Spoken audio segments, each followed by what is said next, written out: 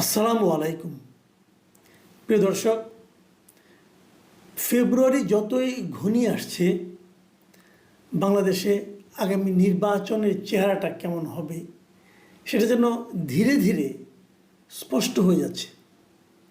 আর আমি বিস্ময়ের সঙ্গে লক্ষ্য করছি যে ক্ষমতায় যাওয়ার জন্য রাজনৈতিক দলগুলো কতটা তাদের চরিত্র পরিবর্তন করতে পারে সেটা আমি দেখছি বিস্ময়ের সঙ্গে। দেখুন, কয়েকটা ঘটনা বলি তাহলে বুঝতে পারবেন। কয়েকদিন আগে 4 তারিখে, আজকে 9 তারিখ, 5 দিন আগে উত্তরায় এই গণ আন্দোলনের সময় যে নিহত হয়েছিলেন মীর মাহফুজুর রহমান মুগ্ধ, তারই যমজ ভাই মীর মাহবুবুর রহমান স্নিগ্ধ, তিনি 4 তারিখে বিএনপিতে জয়েন করলেন। এবং বিএনপিতে সেই যোগদানের কালীন যে দৃশ্যটা আমরা দেখলাম, সেখানে বিএনপির মহাসচিব ছিলেন এবং অনলাইনে তারেক রহমান সাহেবও সেই দৃশ্যের সাক্ষী হয়েছেন এবং উনি সেখানে যোগ দিলেন। কোনো সন্দেহ নেই যে মীর মুগ্ধ যিনি মারা গিয়েছিলেন, তিনি আমাদের এই গণ আন্দোলনের একটা আইকনে পরিণত হয়েছিলেন।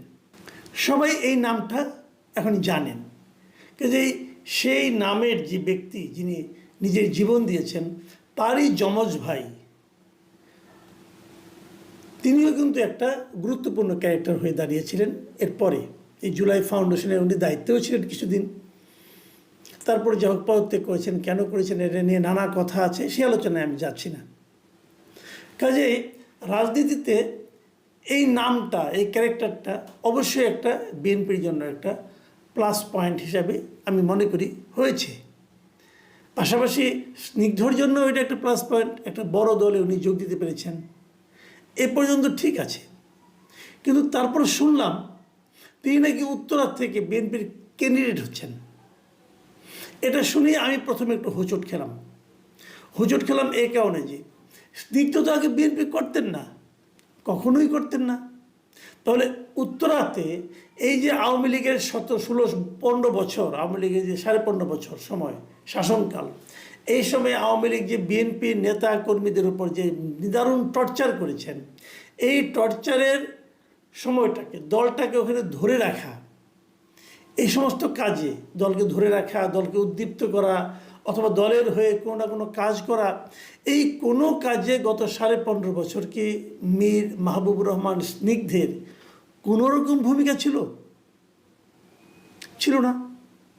এখন যদি স্নিগ্ধ সামনে বিএনপির নমিনেশন পেয়ে যান, উনি নির্বাচিত হবেন এবং তখন কিন্তু এই এলাকায় বিএনপির যারা রাজনৈতিক নেতাকর্মী যারা আছেন, তারা কিন্তু স্নিগ্ধকে নেতা মেনেই কাজ করতে হবে। তাদেরকে এমন একজন লোককে নেতা মানতে হবে যে লোকটা তাদের বিপদের সময় ছিল না, তাকে কোনো প্রশ্ন ওঠে না। উনি কি বিএনপির রাজনীতিটা খুব ভালো বোঝেন? যিনি রাজনীতি করেনি নাই তিনি কি করে বুঝেন আমি এটা মানব? তাহলে তাকে দেওয়াটা কেন? অনেক সময় এমন হয় যে এমন একজন মধ্যপন্থার লোককে আনতে হয় যে নাকি নির্বাচনে বিজয়ের ক্ষেত্রে ভালো ভূমিকা রাখে। সন্দেহ নাই মীর স্নিগ্ধ এই সময় ওরকম একটা ভালো ভূমিকা রাখতে পারবে, কারণ ওনার নামেরও একটা কিন্তু গুরুত্ব আছে। প্রশ্ন হচ্ছে, এখন কি নির্বাচনের মাঠ বিএনপির জন্য অতটা প্রতিদ্বন্দ্বিতামূলক? যদি স্নিগ্ধ এখানে নির্বাচনে লড়াই না প্রার্থী না হন, তাহলে কি এখানে বিএনপি হেরে যাবে? হয়তো বলবেন বিএনপি লিডার সেরকম ভালো কেউ নাই, এটাও আমি বিশ্বাস করি না। বিএনপি লিডার ভালো অবশ্যই আছে, যাকে দেখা যাচ্ছে হয়তো তাকে নিয়ে আপনাদের আপত্তি আছে, সে হয়তো প্রচুর চাঁদাবাজি করেছে, অমুক করেছে, তমুক করেছে, তাকে দিয়েন না। ওখানে বিএনপির নিবেদিত প্রাণ কেউ না কেউ তো আছে, এত বড় দল থাকবে না? থাকবে। বরঞ্চ আপনারা যদি, যার প্রতি আপনাদের আপত্তি আছে, যদি এমন কেউ থাকে যে নাকি দলের বড় পদে আছে কিন্তু তার ভূমিকা এই সময় ভালো ছিল না, চাঁদাবাজির সঙ্গে জড়িয়ে গিয়েছিল, দখলদারিত্বের সঙ্গে জড়িয়ে গিয়েছিল, যদি এমন কেউ থাকে তাকে নমিনেশন দিয়েন না। বরঞ্চ তাকে দেখিয়ে দলের জন্য নিবেদিত প্রাণ সৎ এমন একজন বিএনপির কর্মীকে অথবা বিএনপির নেতাকে অথবা বিএনপির সমর্থককে তুলে নিয়ে আসেন, এনে তাকে মনোনয়ন দেন। তাতে কি হয়, চাঁদাবাজির যে কি শাস্তি সেটাও তারা বুঝতে পারে এবং বিএনপির দলের জন্য নিবেদিতভাবে কাজ করার কি মূল্যায়ন, সেটাও লোকে বুঝতে পারে। কিন্তু যদি আপনার কোনোটা না করে সম্পূর্ণ বাইরের একজন লোককে এনে লটারি পাওয়ার মতো করে মনোনয়ন দিয়ে দেন, সেক্ষেত্রে কি হয়, কোনো মেসেজ কিন্তু কারো কাছে যায় না। দলের কেউ কিন্তু বুঝতে পারে না যে কী কারণে কি হয়ে গেল। তাদের এতদিনের যে ডেডিকেশন, তার কী মূল্যায়ন হলো, এটা কিন্তু দলের কেউ বুঝতে পারে না। মানুষের মধ্যে হতাশা তৈরি হয় এবং তারা তখন ওই ছোট নেতা হিসাবে অথবা আঞ্চলিক লিডার হিসাবে তারা কিন্তু নানা ধরনের দুর্নীতিপরায়ণ কাজে, চাঁদাবাজিতে লিপ্ত হয়ে পড়ে। এই কিছুই তো হলো না, তাহলে এটা করে কিছু দূর অগ্রসর হই। আমি মনে করি বাংলাদেশের যে এই যে আপনার দায়িত্বে যাওয়ার পরেই যে লুটপাটের একটা রাজনীতি শুরু হয়, তার বীজটা কিন্তু এভাবে বোনা হয়। তো এই প্রশ্নটা কিন্তু যখন থাকছে, যখন এই প্রশ্নটা নিয়ে আলোচনা চলছে, এর মধ্যে আমার সেই একাধিক লোকের আলোচনা হয়েছে এবং স্নিগ্ধও দেখলাম, উনি বললেন যদি ওনাকে সুযোগ দেওয়া হয় তাহলে উনি বিএনপির উত্তরা থেকে নির্বাচন করতে চান বিএনপির হয়ে। মানে উনিও মেন্টালি এক ধরনের প্রিপারেশন ওনার আছে এবং ওই এলাকায় বিএনপি এখনও কাউকে নমিনেশন দেয়নি। তাহলে ধারণা করা হচ্ছে যে স্নিগ্ধ হয়তো নমিনেশন পেতে যাচ্ছেন। ঠিক একই রকম আরেকটা ঘটনা আজ ঘটল। সেই ঘটনাটা কি? সেই ঘটনা হলো এই সরকারের একজন উপদেষ্টা, খুবই আলোচিত এবং খুবই বিতর্কিত একজন উপদেষ্টা, আসিফ মাহমুদ সজীব ভুঁইয়া। উনি আবার ছাত্র প্রতিনিধি হিসাবে কিন্তু এই ক্যাবিনেটে যুক্ত হয়েছেন। সে আসিফ মাহমুদ সজীব ভুঁইয়া ওনার আবার এলো কুমিল্লার মুরাদনগরে। ওখান থেকে তার ভোটার তালিকাটা ভোটার হিসাবে উনি ধানমন্ডিতে অন্তর্ভুক্ত হওয়ার জন্য আজকে আবেদন করলেন। উনি ওখানে ভোটার থাকবেন না, ধানমন্ডি এলাকার ভোটার হবেন। উনি কি ধানমন্ডি এলাকায় থাকেন? না, থাকেন না। উনি মুরাদনগরও থাকেন না, বাট ওটা গ্রামের বাড়ি, ওখানে ছিলেন একদিন।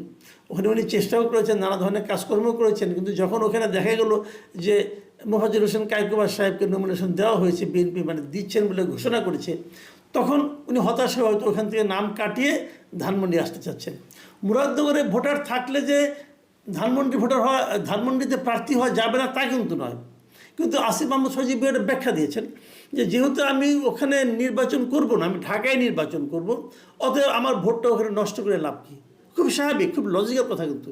কারণ উনি যদি ঢাকায় প্রার্থী হন, উনি তো নির্বাচনের দিন এখানেই থাকবেন, তো উনি তো মুরাদনগরে যে ভোট দিতে পারবেন না, কিন্তু ভোটটা তো নষ্ট হবে ওখানে। দিস ইজ গুড ডিসিশন, আমার কোনো সন্দেহ নেই। কিন্তু আমার কথা হলো, আমি যতদূর জানি উনি থাকেন তেজগাঁও থানার দিকে, তো উনি তাহলে ধানমন্ডিতে এলেন কেন? ওখানে কিন্তু তেজগাঁওর ওখানে কিন্তু একজন প্রার্থী দিয়ে দিয়েছেন, বিএনপি দিয়ে দেওয়া হয়েছে, ধানমন্ডি এলাকায় দেয়নি কাউকে। তাহলে কি ধানমন্ডিতে উনি আসছেন এই কারণে যেখান থেকে উনি নমিনেশন নিতে চান, নির্বাচন করতে চান? হ্যাঁ, উনি নিজে ওটা বলেছেন যে উনি নির্বাচন করবেন। উনি একদম কনফার্ম করেছেন যে আমি নির্বাচন করব, এবং এটাও বলেছেন আপাতত সিদ্ধান্ত স্বতন্ত্রই করব, তারপরে দেখব কোন দলের সঙ্গে কোন দলে যেতে পারি, অথবা দলের সঙ্গে আমার সম্পর্ক হয়, তাহলে সেই দলের নমিনেশন নিয়ে আমি নির্বাচন করব। তাহলে আসিফ মাহমুদ সজীব ভুঁইয়া নির্বাচন করছেন, উনি ধানমন্ডি এলাকায় ভোটার হতে চেয়েছেন, অতএব উনি ধানমন্ডিতে ভোটার হবেন। কিন্তু কোন ঠিকানায় হবেন এখনও তো ওনার ধানমন্ডিতে কোনো ঠিকানা আছে বলে আমি জানি না। ধানমন্ডিতে থাকবেন ঠিক করেছেন, কিন্তু এগুলো বাসা ভাড়া করেছেন, তাহলে কোন ঠিকানা দিয়েছেন আমি এটাও জানি না, হয়তো খোঁজ দিলে জানা যাবে। তো উনি যখন ধানমন্ডি থেকে নির্বাচন করবেন ঠিক করেছেন, এমন একটা জায়গা থেকে করবেন বলে ঠিক করেছেন যেখানে বিএনপি এখনও কাউকে নমিনেশন দেয়নি। এখানে কিন্তু বিএনপির আমার বিবেচনায় খুবই ভালো ডেডিকেটেড দুজন প্রার্থী আছে, একজন ব্যারিস্টার অসীম, একজন শেখ রবিউল আলম রবি। দুইজনই যথেষ্ট পরিচিত এবং দুইজনেরই অনেক এখানে আপনার মানে গুরুত্বপূর্ণ ভূমিকা আছে দলকে টিকিয়ে রাখার জন্য, এবং দুইজনই অনেক দিন ধরে বিএনপি করেন, দুইজনই চমৎকার বলেন, দুইজনের সঙ্গে আমার ব্যক্তিগতভাবে পরিচয় আছে এবং দুইজনকে আমি অত্যন্ত ভালো মানুষ বলে জানি। তো এদের যে কোনো একজন বাদ পড়লে আমার মন খারাপ হতো। এখন যদি দুজনই বাদ পড়ে যান তাহলে কি হবে? আবার ফর্চুনেটলি আমি নিজেও ধানমন্ডি এলাকার ভোটার, আমি এলাকারই ভোটার, তাহলে আমাকে তো একজন ভোট দিতে হবে। আমি এই দুজনের যে কোনো একজনকে পেলে আমার মনে হতো না ভালো একজন ক্যান্ডিডেট পাওয়া গেছে। কিন্তু এখন যদি আমাকে আসিফ মাহমুদ সজীব ভুঁইয়াকে ভোট দিতে বলা হয়, আমি সেটা দেবো না ভাই, আমি আগেই বলে দিলাম। আমি দেবো না মানে কেন? কারণ ওনার আমি এত কর্মকাণ্ডের কথা শুনেছি, স্ক্যান্ডাল শুনেছি, দেখেছি, ওনার বিভিন্ন আচার আচরণের মাধ্যমে যে আচার আচরণের যে পরিচয় আমি পেয়েছি, আমার মনে হয় না যে আমি ওনাকে ভোট দিতে পারবো শেষ মুহূর্ত পর্যন্ত। আমি জানি না, জামাতের প্রার্থীও আছে, সেটাও দেখবো কে প্রার্থী, আমার ঠিক খেয়াল নাই, হয়তো তাকেও দিতে পারি, কে জানে, অথবা কাউকে দিতে নাও পারি, কিছুই বলা যায় না। যাই হোক, তবে আমি মনে করি অনেকে হয়তো ভাবছেন যে তাহলে যেহেতু এটা এখন ফাঁকা আছে, তাহলে এটা কি তাহলে আসিফ মাহমুদ সজীব ভূঁইয়ার জন্য ফাঁকা রাখা হয়েছে? এটা কিন্তু আসিফ মাহমুদ সজীব ভূঁইয়াকে সাংবাদিকে জিজ্ঞাসা করেছিলেন, উনি অস্বীকার করেছেন।